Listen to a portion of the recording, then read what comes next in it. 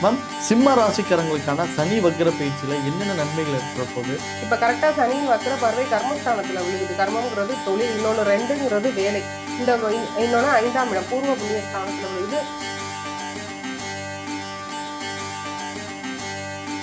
என்னென்ன தீமைகள் ஏற்பட போகுதுன்றதை விரிவாக பார்க்கலாம். அஷ்டமச்சனி வரும்போது கண்டிப்பாக நம்ம சோம்பேறியாக இருக்கவே முடியாது, இருக்கவும் கூடாது. இப்போ செல்வி சார் சொல்லுவார், சனி 7:30 அஷ்டமமோ எந்திரிச்சுவோம்.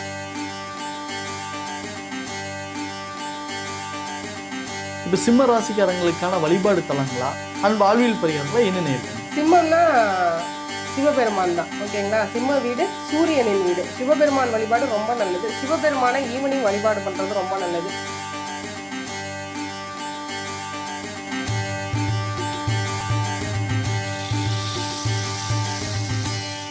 ஃபோக்கஸ் டிவி நேயர்கள் அனைவருக்கும் வணக்கம். நான் உங்க ஜித்து. இன்னைக்கு நம்ம கூட இருக்கக்கூடிய ஸ்பெஷல் கெஸ்ட் பாரம்பரிய ஜோதிடர் சூரிய தேவராஜன் மேம் தான் இருக்காங்க. வணக்கம்மா. வணக்கம் சார். எப்படி இருக்கீங்க? நல்லா இருக்கீங்க. சந்தோஷமா. சமீபத்தில் இந்த சனீஸ்வரன் சொன்னாலே எல்லாருக்கும் அந்த ஒரு பயம் இருக்கும். அதுவும் சனி வக்ர பயிற்சி வேறு நடக்குது அப்படின்னு சமீபத்தில் கேள்விப்படுறோம். அது எந்தெந்த ராசிக்கு நல்லது இருக்குது, எந்தெந்த ராசிக்கு கொஞ்சம் கெடுதலாக இருக்குது அப்படின்றத பற்றி சொல்லலாமா? சொல்லலாம் சார். ஓகே, அதுக்கு முன்னாடி சனி வக்ர பயிற்சின்னு என்னன்னு தெரிஞ்சுக்கலாமா? வக்ரம் அப்படின்னா என்னன்னா, அதை ரிட்ரகேஷன்னு சொல்லுவோம். அது ஒரு அஸ்ட்ரானமிக்கல் டேர்ம், ஓகேங்களா. அதாவது சூரிய குடும்பத்தில் சூரியன், சந்திரன், ராகு, கேதுவை தவிர மீத 5 கோள்களுமே வக்ரம் ஆகுது அப்படின்னு சொல்கிறாங்க. வக்ரம்னா ஜோதிட ரீதியாக பின்னோக்கி போகிறது அப்படின்னு சொல்லப்படுது. ஆனால் கிரகங்கள் எதுவும் அஸ்ட்ரானமிக்கல் சயின்டிஃபிக்காக பார்த்தா பின்னோக்கி போகாது. அது நம்ம எப்படி எடுத்துக்கலாம் அப்படின்னா, இப்போ ஒரு ட்ரெயின் வருது, ஆப்போசிட்டில் வர ட்ரெயினுக்கு இடம் கொடுக்கணும்னா இப்போ இருக்க ட்ரெயினுக்கு ஒரு லூப்பே வச்சுருப்பாங்கல்ல, கொஞ்சம் ஒதுங்கி நிற்கும், சைடில் நிற்கும். அதுபோல் கிரகங்கள் தான் சுற்றி வர்ற நீள்வட்ட பாதையிலேருந்து கொஞ்சம் ஒதுங்கி நிற்கிது. அப்படி இருக்கும்போது அதனால என்னங்க விளைவு அப்படின்னு சொன்னால், கிரகங்களுடைய கதிர்வீச்சு தான் ஜோதிடமே. கிரகங்களுடைய கதிர்வீச்சு. இப்போ சனி பகவான் அவருக்குன்னு ஒதுக்கப்பட்ட நீள்வட்ட பாதையில் சுற்றிட்டு இருக்காரு அப்படின்ற பொழுது அவர் கொஞ்சம் ஒதுங்கி நிற்கிறாரு அப்படின்னா அவருடைய கதிர்வீச்சு கம்மியாகும் போது யாராருக்கு நன்மை, யாராருக்கு தீமை? 12 ராசிகளுக்கும் நன்மையும் இருக்குது, 12 ராசிகளுக்கும் தீமையும் இருக்குது. பொதுவாகவே சனி பயிற்சி அப்படின்னா தீமையும் உண்டு, நன்மையும் உண்டு, ஓகேங்களா. எல்லாமே கலந்ததாக 50-50 தான் இருக்கும். ஒவ்வொரு ராசிக்கும் என்னென்ன நன்மை, என்னென்ன தீமை அப்படின்றத நம்ம டீட்டெயிலாக பார்த்துருவோம். இந்த சனி வக்ர பயிற்சி எப்போ அப்படின்னா ஜூலை 27லேருந்து டிசம்பர் 11 வரை டோட்டலாக ஒரு 138 நாள், 138 டேஸ் சனி வக்ரகதிக்கு போகிறாருங்க.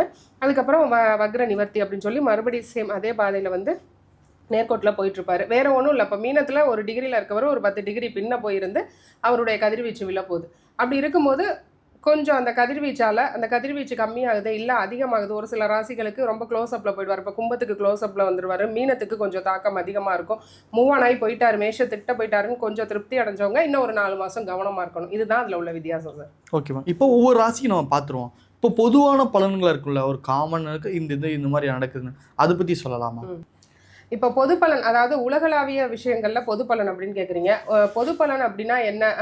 உலகத்தில் என்னென்ன நடக்க போகுது இந்த 4 மாதம் 5 மாதம் அப்படின்னா, கடல் சார்ந்த வர்த்தகங்கள் இம்போர்ட் எக்ஸ்போர்ட்லலாம் ஒரு தடை தாமதம் ஏற்கனவே எல்லா கண்ட்ரிஸும் ஃபேஸ் பண்ணிட்டு இருப்பாங்க. அதில் இந்த 5 மாதத்துக்குள்ளே ஒரு ரிலாக்ஸேஷன் கிடச்சிரும். அதெல்லாம் ஃப்ரீ பண்ணி விட்டுருவார். பொதுவாக குறிப்பாக வெளிநாட்டு வர்த்தகம் வச்சிருக்கிற பிஸ்னஸ் பீப்புள் எல்லாரும் பலனடைவாங்க.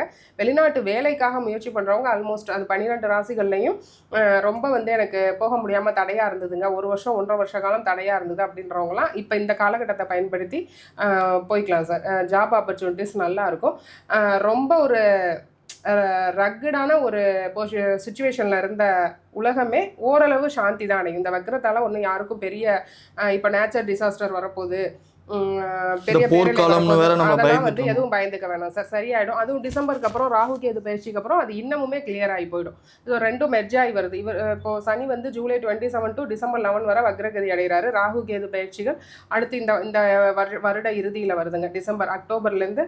அதுக்கப்புறம் கொஞ்சம் கொஞ்சமாக நம்ம மாற்றத்தை பார்க்கலாம் சார். அமைதி நிலைமைக்கு உலகம் திரும்பும். ஒன்றும் இந்த நேச்சர் டிசாஸ்டர்ஸ் எல்லாம் சரியாக போயிடுங்க. சனி வக்ர பயிற்சினா என்ன, அதோட பொது பலன்களை பற்றி நீங்கள் சொன்னீங்க. இந்த வீடியோவில் ஒவ்வொரு ராசியை பற்றி பார்க்கலாமா மேம்?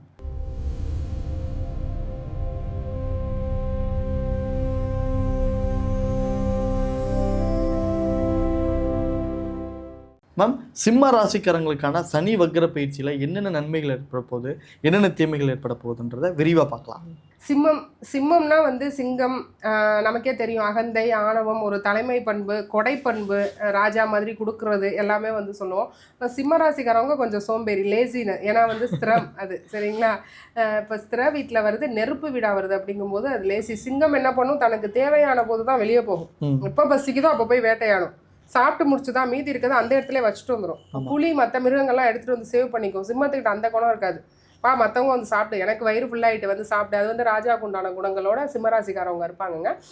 இந்த லேசினஸுக்கு வந்து சனி இப்போ ஒரு விடிவு காலத்தை கொடுக்க போகிறார்.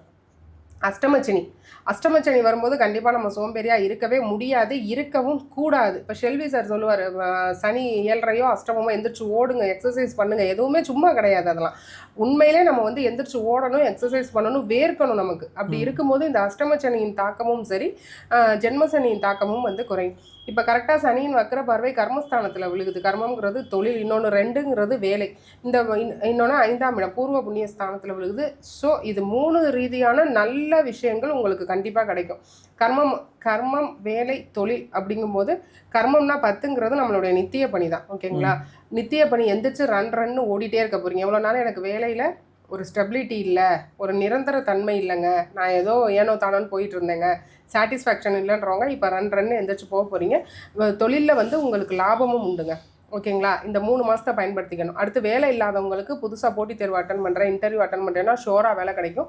பூர்வ புண்ணியத்தை பார்க்குறாரு. பூர்வ புண்ணியம் ரீதியாக இருந்த தடைகள்லாம் நீங்கும். எனக்கு வந்து அப்பா வீட்டு ப்ராப்பர்ட்டி வரல, அம்மா வீட்டு ப்ராப்பர்ட்டி வரல, அதெல்லாம் லேகிங்கில் இருக்குது அப்படின்னு சொல்கிறவங்களுக்கு ஷோராக இந்த டைம் வந்து அதெல்லாம் கிடச்சி போயிடும். ஏன்னா சனியின் வக்ர பார்வை விழுகுது. வக்ர பார்வைங்கும் போது அவருடைய ரேஸை கண்ட்ரோல் பண்ணி தான் அவர் தராரு. ஸோ தட் கண்டிப்பாக இதெல்லாம் கிடைக்கும். குழந்தைங்களால் மன வருத்தம் அடைஞ்சிட்டு இருந்த சிம்மம் அதிகம்.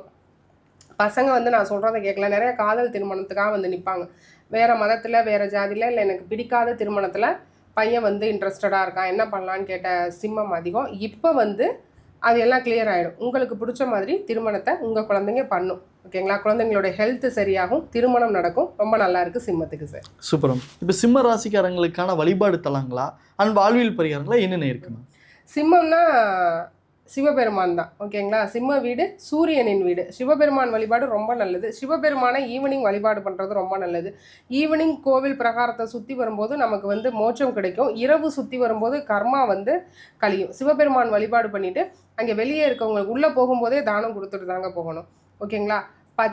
பச்சை கலர் பயிறு, பச்சை பயிறு புதன்கிழமை வந்து பச்சை பயிறு தானம் கொடுத்தீங்கன்னா உங்களுக்கு பொருளாதாரம் நல்லாயிருக்கும். ஏன்னா 2ஆம் வீடு வந்து புதனின் வீடாக வருது. அப்படி இருக்கும்போது வேலையில் உண்டான பிரச்சனைகள் எல்லாம் சரியாக போயிடும். பச்சை பயிறு வந்து வீட்டிலே நைவேத்தியம் பண்ணி நீங்களும் சாப்பிட்டு 4 பேருக்கு தானமும் கொடுத்து பச்சை கலர் ட்ரெஸ் அணிஞ்சு புதன்கிழமைகளில் தான தர்மங்கள் பண்ணுறது வாழ்வியல் பரிகாரம் சார். நல்லா இருக்கும். சிம்ம ராசிக்காரங்களுக்கு ரொம்ப விரிவாக அழகாக சொன்னீங்க. ரொம்ப நன்றி மேடம். நன்றி சார்.